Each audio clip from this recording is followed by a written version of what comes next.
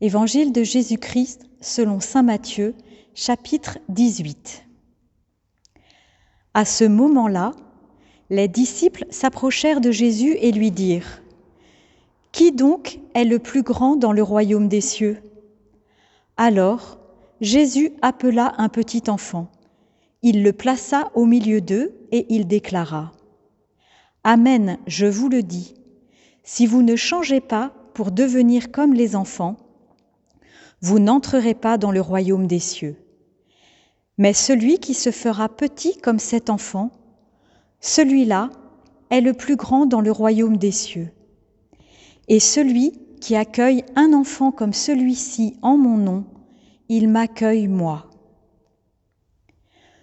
Celui qui est un scandale, une occasion de chute, pour un seul de ces petits qui croient en moi, il est préférable pour lui qu'on lui accroche au cou une de ces meules que tournent les ânes et qu'il soit englouti en pleine mer.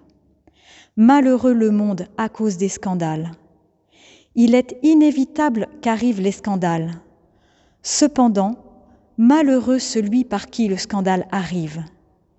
Si ta main ou ton pied est pour toi une occasion de chute, coupe-le et jette-le loin de toi. Mieux vaut pour toi entrer dans la vie éternelle, manchot ou estropié, que d'être jeté avec tes deux mains ou tes deux pieds dans le feu éternel. Et si ton œil est pour toi une occasion de chute, arrache-le et jette-le loin de toi. Mieux vaut pour toi entrer borgne dans la vie éternelle que d'être jeté avec tes deux yeux dans la géhenne de feu. Gardez-vous de mépriser un seul de ces petits, car, je vous le dis, leurs anges dans les cieux voient sans cesse la face de mon Père qui est aux cieux. Quel est votre avis ? Si un homme possède 100 brebis et que l'une d'entre elles s'égare, ne va-t-il pas laisser les 99 autres dans la montagne pour partir à la recherche de la brebis égarée ?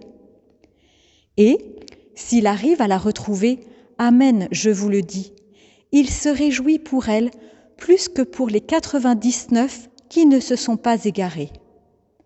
Ainsi, votre Père qui est aux cieux ne veut pas qu'un seul de ces petits soit perdu. Si ton frère a commis un péché contre toi, va lui faire des reproches seul à seul. S'il t'écoute, tu as gagné ton frère. S'il ne t'écoute pas, prends en plus avec toi une ou deux personnes afin que toute l'affaire soit réglée sur la parole de 2 ou 3 témoins. S'il refuse de les écouter, dis-le à l'assemblée de l'Église. S'il refuse encore d'écouter l'Église, considère-le comme un païen et un publicain. Amen, je vous le dis. Tout ce que vous aurez lié sur la terre sera lié dans le ciel, et tout ce que vous aurez délié sur la terre sera délié dans le ciel. Et pareillement, amen, je vous le dis, si 2 d'entre vous sur la terre se mettent d'accord pour demander quoi que ce soit, ils l'obtiendront de mon Père qui est aux cieux. En effet, quand 2 ou 3 sont réunis en mon nom, je suis là, au milieu d'eux. Alors, Pierre s'approcha de Jésus pour lui demander : « Seigneur, lorsque mon frère commettra des fautes contre moi, combien de fois dois-je lui pardonner ? Jusqu'à 7 fois ? » Jésus lui répondit : « Je ne te dis pas jusqu'à 7 fois, mais jusqu'à 70 fois 7 fois. » Ainsi, le royaume des cieux est comparable à un roi qui voulut régler ses comptes avec ses serviteurs.